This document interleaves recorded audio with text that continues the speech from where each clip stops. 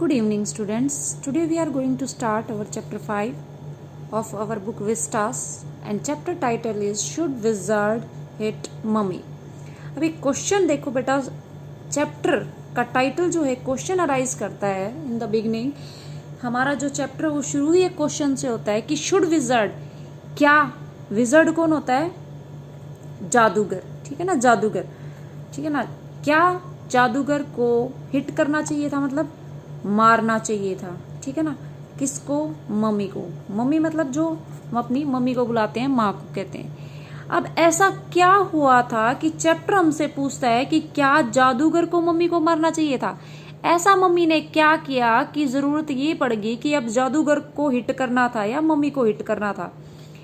And written by John अपडाइक, ठीक है ना, जॉन ने लिखा है, अपडाइक ने। और इसमें मतलब क्या है, चैप्टर में क्या बताया बेटा? We will read here. Before you read, they are giving the hint of the chapter. Here is a story about the world view of a little child.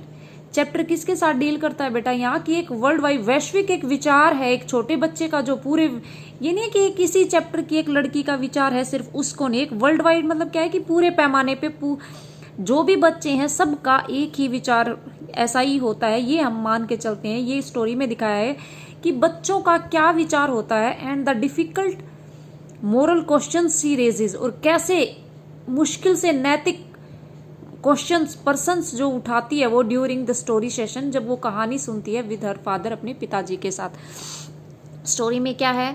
Story के हम कैरेक्टर्स में जाएंगे बेटा। स्टोरी के कैरेक्टर में हम जाएंगे तो क्या होगा? जैक फादर है, जो डॉटर है, ठीक है। इसमें एक कैरेक्टर होगा आउल, विजर्ड, ठीक है ना। जैक की वाइफ क्लेयर,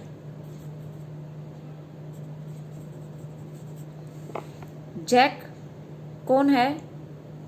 फादर ऑफ जो। क्लेयर कौन है? मदर ऑफ जो। जैक और क्लेयर हस्बैंड वाइफ है। इनकी लड़की कौन है? जो, ठीक है ना। और जो का एक और दिखा है इसने, बॉबी। बॉबी क्या है? ब्रदर ऑफ जो, ब्रदर ऑफ जो का भाई।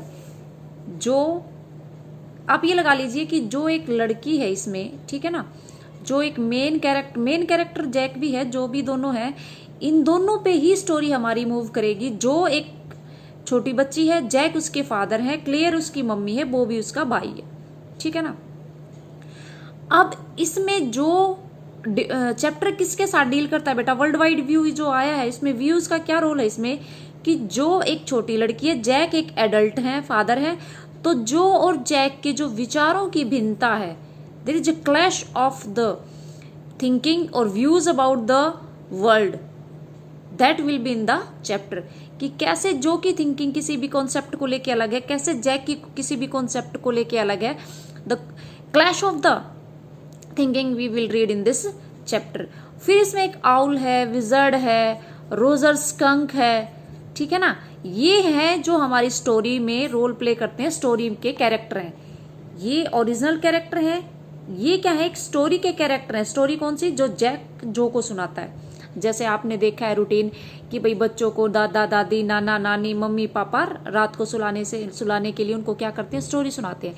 इन द सेम मैनर जैक क्या करता है? अपनी लड़की छोटी जो है उसको सुलाने के लिए क्या करता है? उसको स्टोरी सुनाता है। उस स्टोरी में कैरेक्टर कौन है? एक आउल आता है, रोजर स्कंक उसका मेन कैरेक्टर है, विजर्ड भी मेन कैरेक्टर है, आउल भी, ये तीनों स्ट्रॉन्ग कैरेक्टर हैं। और फिर इसमें रोजर स्कंक की मदर और फादर, उनका नाम नहीं लिया गया लेकिन मदर फादर उनको डिनोट करके उनको भी बताया गया है। तो इसमें हम क्या पढ़ेंगे बेटा चैप्टर में? अब वो देखना कि अब पहले समझ लीजिए कि ये एक जैक नाम का कैरेक्टर है जो कि जो का फादर है एक लड़की का, और जो है हर सैटरडे को अपने पापा से कहानी सुनती है और कहानी सुन के ही सोती है। तो इस रूटीन को चलते हुए 2 साल हो चुके हैं और ये कब शुरू हुआ था? जब जो 2 साल की थी, ठीक है। तो इसका मतलब वो अब 4 साल की हो गई है। तो अब वो इसको एक कहानी सुना रहा है, उस कहानी में ये कैरेक्टर आते हैं और ये कौन है, इनकी फैमिली है, ठीक है ना। अब चैप्टर जैसा कि मैंने आपको बताया, शुड विजार्ड हिट मम्मी, अब इसमें क्या है, विजार्ड जो है और मम्मी भी है, मम्मी कौन, स्कंक की मम्मी। तो ये पूछता है क्वेश्चन कि क्या शुड चाहिए था ऐसा करना जादूगर को कि वो मम्मी को मारता। अब क्या ऐसी दिक्कत आई, ऐसी क्या मतलब क्या है कि प्रॉब्लम आई कि ये मारने की बातें एक दूसरे के लिए, क्वेश्चन ऐसा राइज हुआ कि उसको मारना चाहिए था या उसको, that we will read in the story. We are going to start our chapter. In the evenings and for Saturdays nap, so कहता कि शाम को या शनिवार का जो एक रूटीन था उनका, शनिवार की शाम को, नैप्स लाइक टूडेज, कहता है कि इन द इवनिंग्स हर शाम में, और फॉर सैटरडे जो शनिवार की आती थी, नैप्स झपकी दिलाने के लिए, लाइक टुडे आज की तरह, जैक टोल्ड, जैक सुनाता था, बताता था, हिज डॉटर अपनी बेटी को, जो को, ए स्टोरी एक कहानी, out of his head.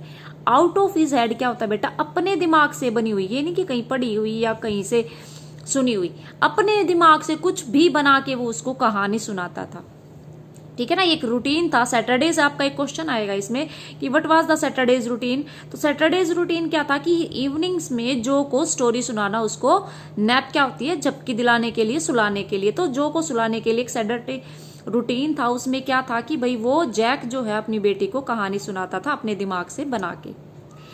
This custom, ये जो रिवाज था, ये जो चलन थी, बिगन व्हेन शी वाज 2, जब तब शुरू हुई थी जब वो 2 साल की थी, and was itself now nearly 2 years old, अब वो 2 साल हो गए इस रिवाज को चलते हुए, and his had felt empty. अब जब देखो एक आदमी जब वो कहता है कि 2 साल की थी तब उसको वो कहानी सुनाने लगे थे अपनी बना के, कोई भी कहानी बना के, तो कहता है कि ये 2 साल से ट्रेडिशन चलता आ रहा है, 2 साल तक कहानी सुना सुना के, नियरली 2 years old, मतलब 2 साल हो गए लगभग, and is had felt empty, उसका दिमाग बिल्कुल खाली सा लगने लगा कि भाई जैसे मेरे दिमाग में कहानियां खत्म हो चुकी है, अब मैं क्या बनाऊं। तो अपने माइंड को क्या फील लगने लगे, मेरा दिमाग खाली हो चुका है। Each new story was a slight variation, कहता कि उसकी ईच मतलब हर एक नई कहानी जो होती थी, वाज अ स्लाइट वेरिएशन, उसमें एक हल्का सा बदलाव होता था।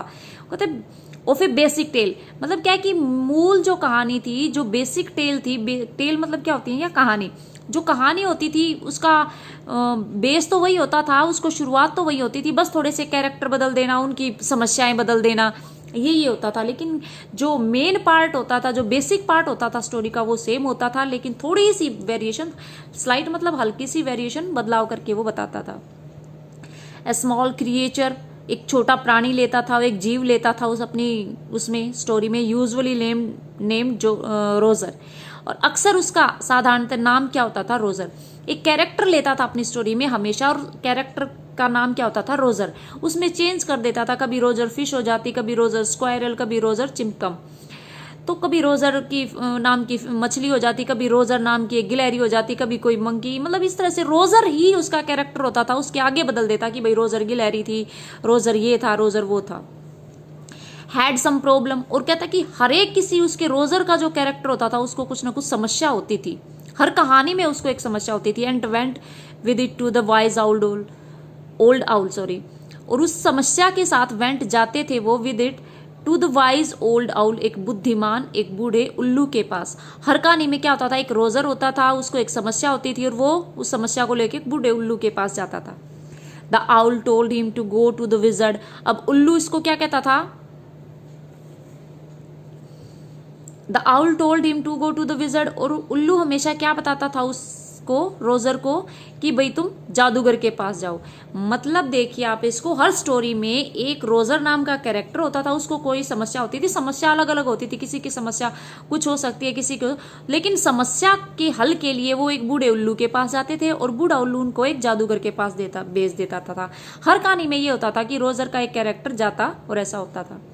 And the wizard perform a magic spell, और जादूगर क्या करता था, जादूगर एक जादू की परफॉर्म्ड मतलब करता था, मैजिक स्पेल, एक जादू करता था, दैट सॉल्व द प्रॉब्लम, और वो जादू उसकी समस्या का हल कर देता। Demanding in payment a number of pennies, और इसके बदले में डिमांड करता था, मांगता था, इन पेमेंट अदायगी, ए नंबर ऑफ पेनीज, कुछ पेनीज, पेनी क्या होती है, ब्रिटिश सिक्का होता है। जैसे हमारा एक पैसा होता है ना, पैसा 1 पैसा 2 पैसे 4 पैसे, इसी तरह से सबसे स्मॉलेस्ट ब्रिटिश की एक करेंसी टाइप में जो एक सिक्का होता है उसको क्या बोलते हैं, pennies. Greater than the number that Roger created had, और वो पेनीज मांगता था ग्रेटर देन, ज्यादा, नंबर संख्या में, दैट रोजर क्रिएटेड हैड।